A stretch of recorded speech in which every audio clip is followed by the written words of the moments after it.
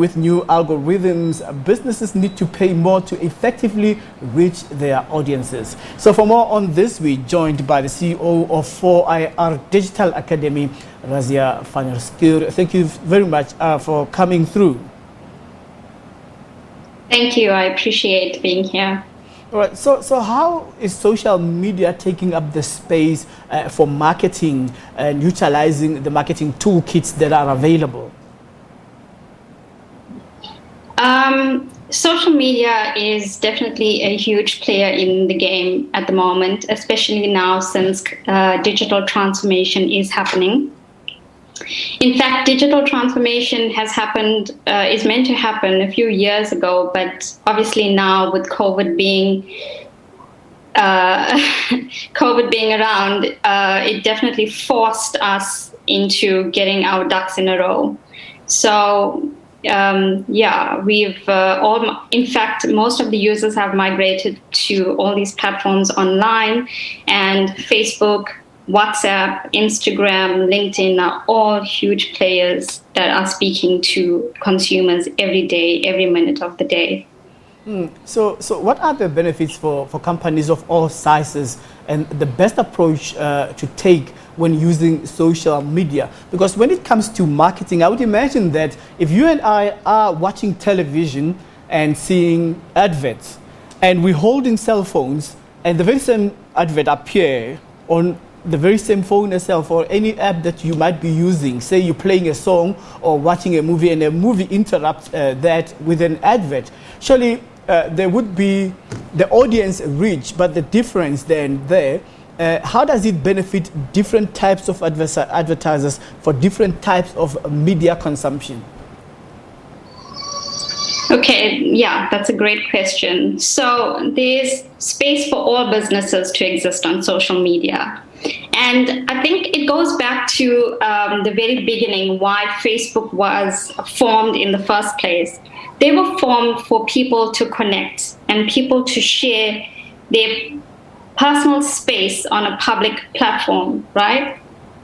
And millions and billions of people ended up on these platforms over time. And so Facebook took advantage over this.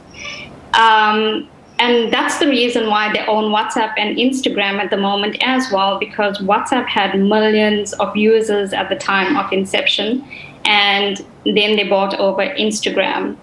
So this was a major for advertisers, because advertisers could come onto the platform and start speaking to consumers and attracting people at different levels. And if you look at Facebook, if you look at WhatsApp, if you look at Instagram, they all have different people on their platforms of different ages and different gender, different interests. So if you combine all of these together, you can further break down people's profiles.